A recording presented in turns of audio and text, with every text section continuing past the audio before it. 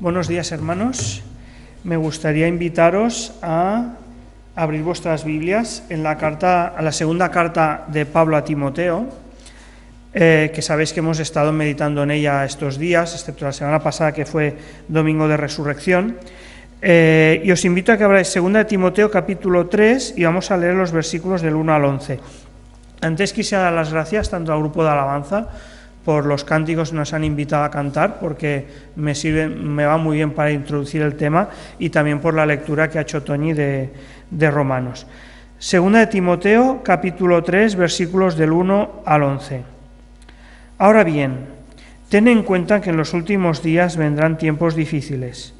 La gente estará llena de egoísmo y avaricia, serán jactanciosos, arrogantes, blasfemos, desobedientes a los padres, ingratos, impíos, insensibles, implacables, calumniadores, libertinos, despiadados, enemigos de todo lo bueno, traicioneros, impetuosos, vanidosos y más amigos del placer que de Dios. Aparentarán ser piadosos, pero su conducta desmentirá el poder de la piedad. Apártate de esa gente. Así son los que van de casa en casa cautivando a mujeres débiles cargadas de pecados que se dejan llevar de toda clase de pasiones. Ellas siempre están aprendiendo, pero nunca logran conocer la verdad. Del mismo modo que Janes y Jambres se opusieron a Moisés, también esa gente se opone a la verdad. Son personas de mente depravada, reprobadas en la fe, pero no llegarán muy lejos, porque todo el mundo se dará cuenta de su insensatez, como pasó con aquellos dos. Tú, en cambio, has seguido paso a paso mis enseñanzas, mi manera de vivir, mi propósito, mi fe, mi esperanza, mi amor, mi paciencia, mi amor, mi constancia, mis persecuciones y mis sufrimientos. Y me voy a quedar aquí. No sé si en alguna ocasión habéis visto películas de estas futuristas que nos hablan del futuro, del fin de los tiempos. Casi todas nos presentan un futuro muy oscuro, muy deprimente, de depravación total. Muchas de ellas se basan en que la tecnología se rebelará contra el ser humano y entonces los seres humanos nos convertiremos en esclavos de ella. ¿Acordáis de Matrix? Que fueron una serie de películas que fueron muy famosas tiempo atrás. Otras como por ejemplo Blade Runner, donde hay robots con una apariencia tan humana que al final resulta que no saben ni quién es humano ni quién es robot. Otra de Los hijos de los hombres, que yo no he tenido ocasión de verla, pero sí que la he visto citada. Todas son muy deprimentes, muy oscuras, que como digo nos presentan un futuro muy desesperanzador, muy desconsolador. ¿De qué nos viene esa visión tan pesimista del futuro? Parece ser que nuestro pesimismo actual es consecuencia de las dos guerras mundiales. Especialmente en la segunda se puso de manifiesto que el ser humano tenía capacidad para autodestruirse a sí misma. Antiguamente han habido guerras, pero guerras entre países, guerras locales, regionales, pero la Segunda Guerra Mundial, especialmente la invención de la bomba atómica, puso de manifiesto que el ser humano se podía autoextinguir a sí mismo. Si visteis la película Oppenheimer, que estuvo de moda hace unos años, el año que sacaron la de Barbie era de color rosa, Oppenheimer era de color gris. En aquella ocasión, cuando aquel inventor ensaya la primera bomba atómica, dice: me he convertido en un destructor de mundos. Y también tenemos el concepto del reloj apocalíptico, un reloj que, por cierto, el señor Calvet, recuerdo en mensajes anteriores, hace muchos años había mencionado, un reloj que una serie de científicos inventaron justo después de la Segunda Guerra Mundial, que es un reloj simbólico que representa el riesgo de la humanidad de autoextinguirse. Y los distintos científicos a lo largo de los años van avanzando y retrocediendo las manecillas conforme ellos ven el riesgo de que el mundo se autodestruya. Bien por pandemias, ya vivimos una, bien por guerras. Recordemos que justo después de la pandemia se desató una guerra en Europa, bien por el cambio climático, es decir, por cuestiones medioambientales. Todas estas le han dado al ser humano nos han dado un espíritu como de decadencia, de pesimismo del futuro. El apóstol Pablo compartía ese mismo pesimismo que tenemos hoy en día. La iglesia primitiva y el apóstol Pablo empiezan el texto que hemos leído diciendo: ten en cuenta que en los últimos días vendrán tiempos difíciles. Pero para Pablo y la iglesia primitiva no hemos de pensar en los últimos tiempos como un futuro muy lejano. Ellos entendían, y nosotros debemos de también compartir con Pablo, que los últimos tiempos fueron inaugurados con Jesús, cuando muere y resurrección. Esos son los últimos tiempos hasta que el Señor venga. Para Pablo y la iglesia primitiva, los últimos tiempos iban a terminar de forma inminente, como consecuencia de la persecución que estaban sufriendo. Recordemos que Pablo está en la cárcel a punto de ser ejecutado, la iglesia está siendo perseguida, y ese rechazo tan frontal del mundo ante el Evangelio hace ver a Pablo y a la iglesia primitiva que el retorno del Señor Jesús va a ser inminente. Nosotros hoy en día sabemos que han pasado 2000 años, no ha venido todavía, pero sí sabemos que o vendrá en breve o vendrá en un futuro lejano. No sabemos si los tiempos que estamos viviendo son los últimos o son los últimos de una era distinta, como pasó con el Imperio Romano cuando terminó. Para muchos terminó una era, pero el Señor aún no vino. Una de las señales, como os digo, de que hacía pensar que está en los últimos tiempos era precisamente la persecución de la Iglesia y también el aumento de la maldad que el apóstol Pablo nos describe en los versículos siguientes. Dice el versículo 2: la gente estará llena de egoísmo y avaricia, serán jactanciosos, arrogantes, blasfemos, desobedientes a los padres, ingratos, impíos, insensibles, implacables, calumniadores, libertinos, despiadados, enemigos de todo lo bueno, traicioneros, impetuosos, vanidosos y más amigos del placer que de Dios. Daros cuenta que antes Toñi ha leído en Romanos una degradación moral del ser humano similar, con palabras muy parecidas, pero Pablo no lo dice de los últimos tiempos, sino que nos lo dice desde el origen de los tiempos. Esta mañana Toñi nos hacía recordar de Adán y Eva, de cuando ellos comieron el fruto prohibido y cómo en ese momento se desata una guerra espiritual, de la que también hemos hablado esta mañana, y que esa guerra el ser humano cada vez se va rebelando cada vez contra Dios, cada vez le da dando más y más la espalda, y como consecuencia el ser humano entra en una espiral de degradación moral sin límite, hasta que al final Dios tiene que intervenir como Dios soberano de forma justa, como por ejemplo ocurrió con el diluvio. En el diluvio llega un punto de la degradación moral del ser humano tan grande que al final Dios se lamenta de haber creado al ser humano y decide destruirlo, dándonos una segunda oportunidad en la persona de Noé y de su familia, pero esa degradación vemos que no se detiene en ningún momento. También le ocurrió al pueblo de Israel. Después de los reinos de David y Salomón, el pueblo se va degradando, hasta que Dios tiene que dividirlos, Dios envía profetas y al final Dios tiene que permitir una serie de invasiones para poner fin a esa maldad del ser humano. Por eso el apóstol Pablo dice que en los últimos tiempos habrá toda esa maldad, porque esa maldad que existe desde siempre va aumentando y degenerando cada vez más sin ningún límite. De hecho, lo que lo detiene es la gracia de Dios. Antes Toñi nos lo leía. Es Dios quien lo detiene, pero Dios al final en su justicia decide: tú me has dejado, ser humano, pues yo te dejo a ti. Y entonces cuando el ser humano emprende esa escalada de corrupción. Daros cuenta que a la hora de describir todos los pecados en los que cae el ser humano, el primero con el que empieza Pablo es en el egoísmo, que al final es ponernos a nosotros mismos en el centro de todas las cosas.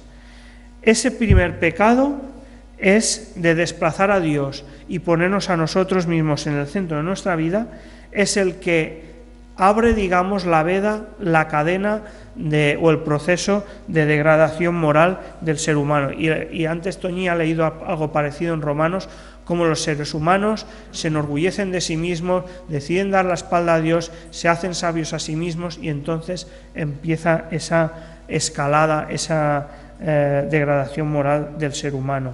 En cambio, la esencia de la fe cristiana es el proceso inverso, es la rendición del yo para que el Señor reine en nuestra vida.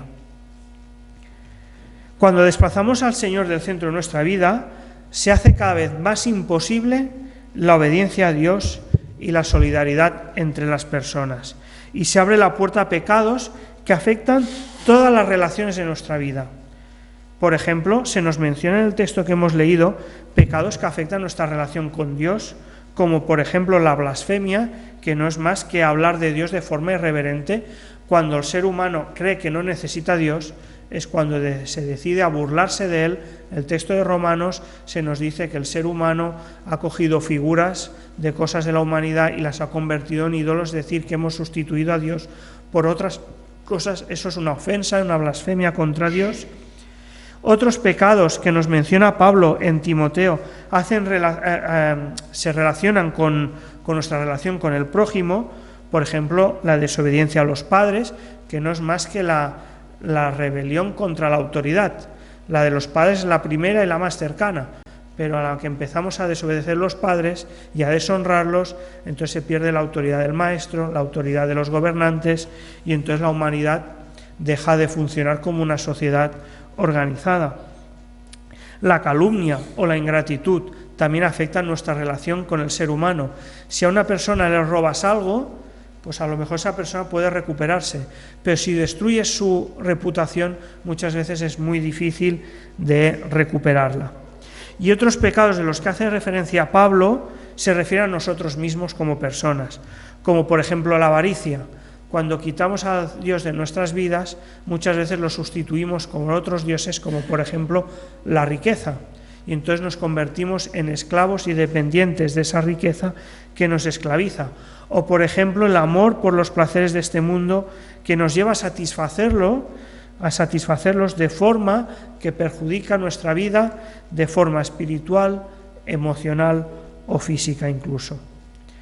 La condición final de todas estas personas que se hacen esclavas de todos estos pecados, y que, como decía Toñi, los seres humanos nos complacemos en practicarlas, es decir, no solo las practicamos, sino que no nos arrepentimos, sino que nos complacemos en ellas, dice que la condición final de estas personas es de conservar un aspecto religioso por el Evangelio que no ha cambiado y que no cambia nuestras vidas. El obstáculo más grande al Evangelio no es tanto la persona rebelde que lo rechaza, sino la persona de una apariencia impecable, pero que se cierra al poder transformador del Evangelio.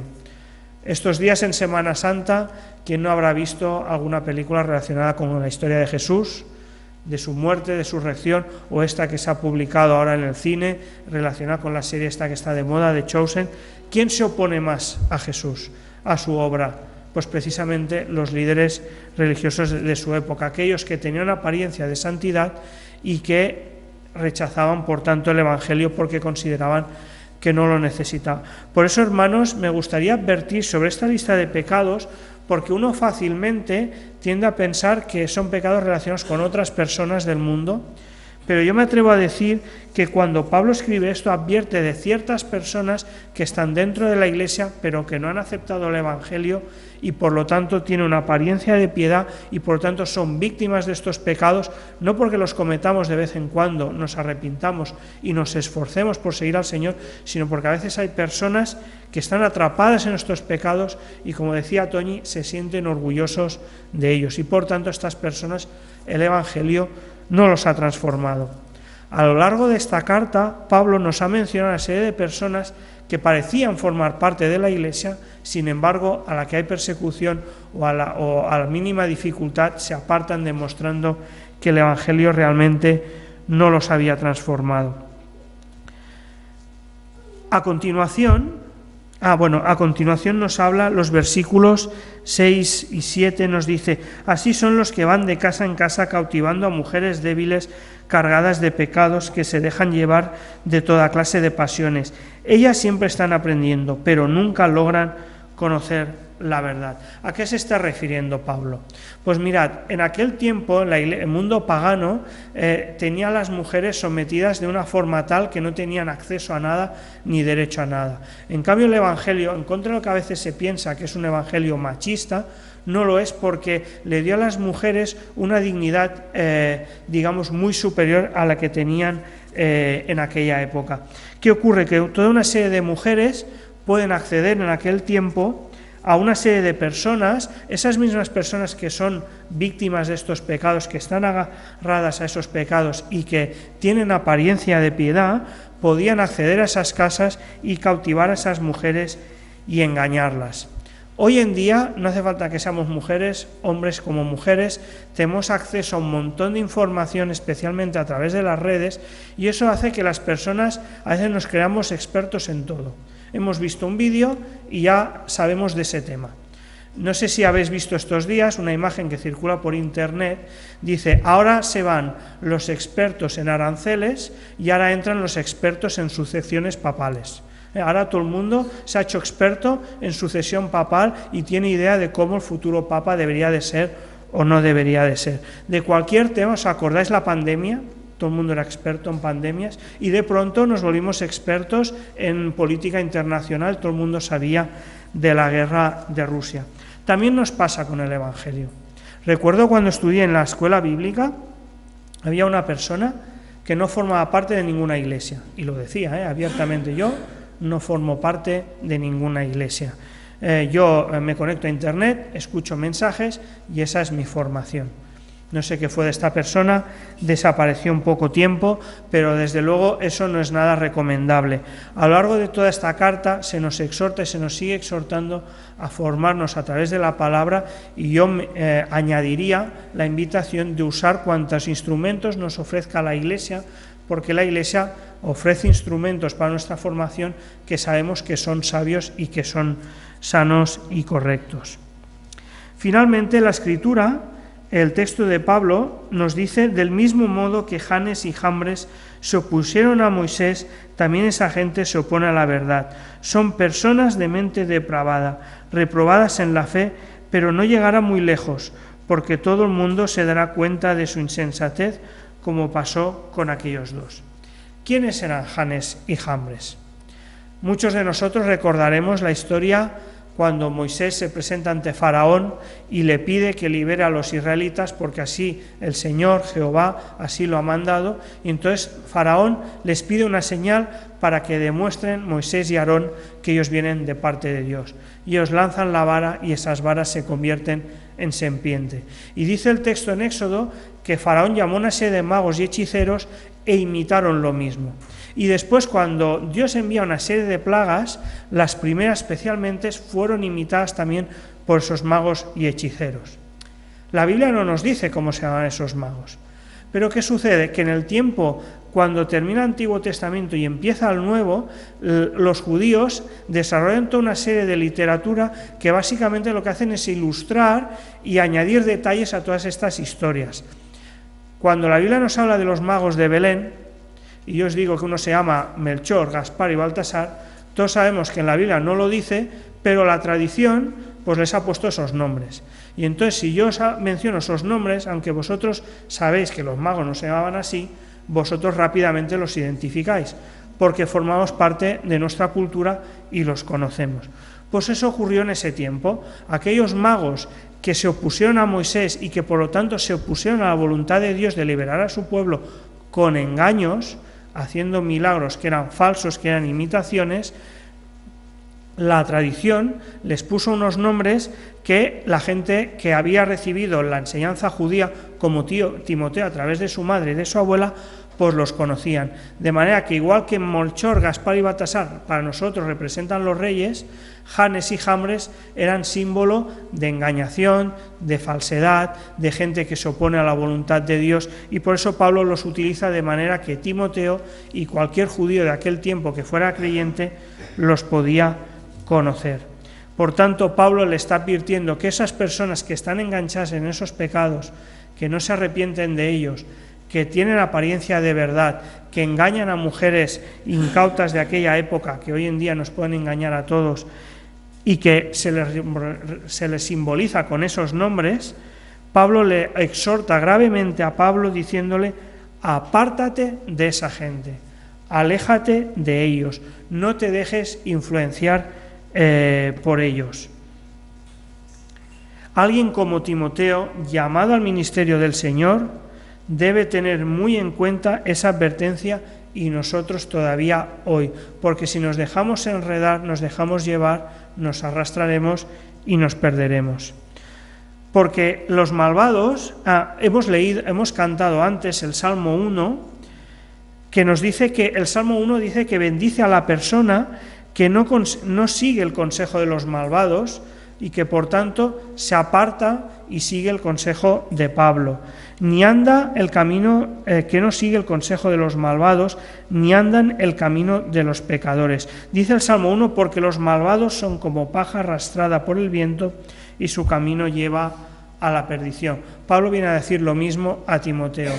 Compórtate como ese bienaventurado varón y aparta de estos malvados, porque estos malvados serán llevados a la perdición. El texto dice continuamente que esas personas no llegarán muy lejos porque todo el mundo se dará cuenta de su insensatez, como pasó con ellos dos. A veces pasará más tiempo, a veces pasará menos tiempo, pero el mundo tarde o temprano se da cuenta de la mentira. Como os decía antes, Janes y Jambres eran símbolos de falsedad, como aquellos que iban de casa en casa engañando a personas que estaban aprendiendo pero que nunca aprenden nada.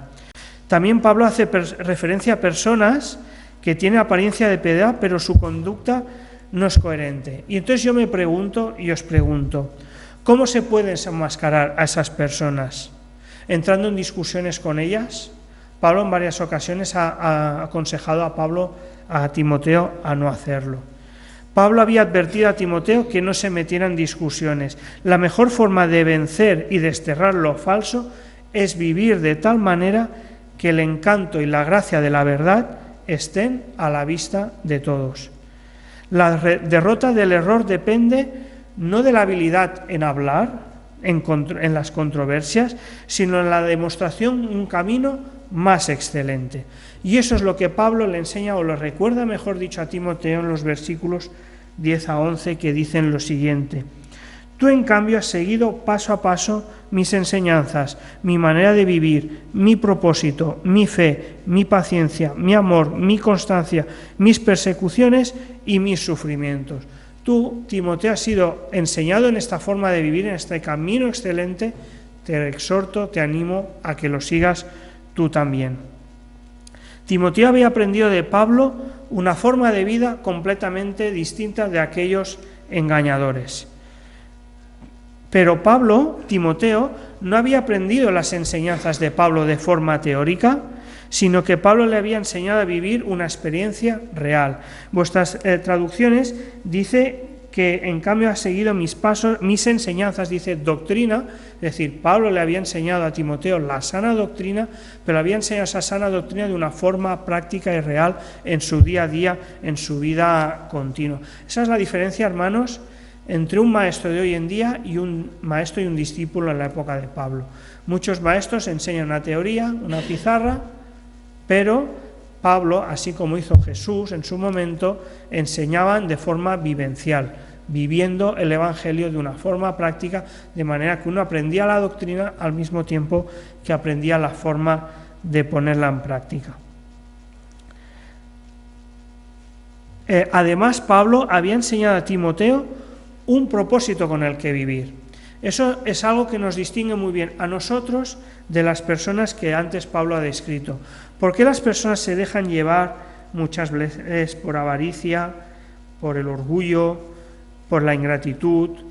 ¿Por qué a veces aman más el placer que a Dios? ¿Por qué se dejan llevar por todos estos placeres o todos estos pecados? Porque han confundido y equivocado el propósito en su vida y muchas veces ni siquiera tienen un propósito en su vida. Hace años tuve la ocasión de participar en una obra de teatro que se titulaba El reloj eterno. De hecho, cuando tuve esa ocasión, algunos de vosotros la pudisteis ver. Se simbolizaba la eternidad como un reloj eterno. Y se nos hablaba de un abuelo, un padre y un hijo, a los cuales, especialmente el abuelo y al padre, el diablo los había engañado de tal manera que pensaban que ese reloj eterno no existía. De manera que se habían dejado llevar por todos esos pecados, de manera que al final se irán llevados a la condenación. Mientras que el hijo descubrió dónde estaba la vida eterna realmente. Ese es el propósito de Pablo de su vida. Pablo en otra ocasión había hablado en la carta a los Corintios de una carrera y nos exhorta a correr para obtener el galardón de esa carrera. Y él mismo dijo que él no corría como quien no tenía meta.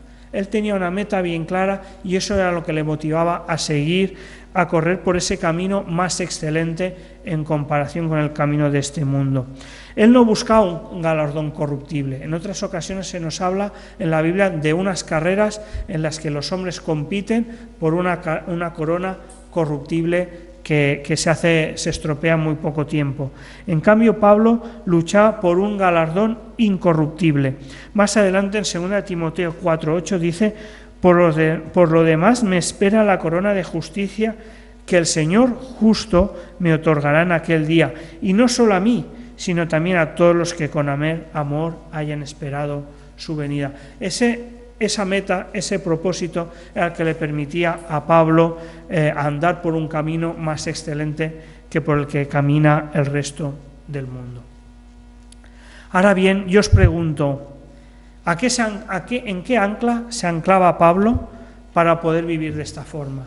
¿En qué fundamento sólido edificó Pablo su vida para perseverar en medio de tiempos difíciles? Hemos hablado del propósito, es importante, está relacionado con lo que voy a decir, pero yo os invito a hacer un breve repaso en todo lo que hemos leído la segunda carta de Timoteo hasta ahora. No os preocupéis, no la vamos a leer toda, pero sí aquellos aspectos en los que Pablo nos muestra aquello en lo que él fundamentó su vida, en lo que él se ancló firmemente para poder andar por este camino excelente que le había enseñado a Timoteo.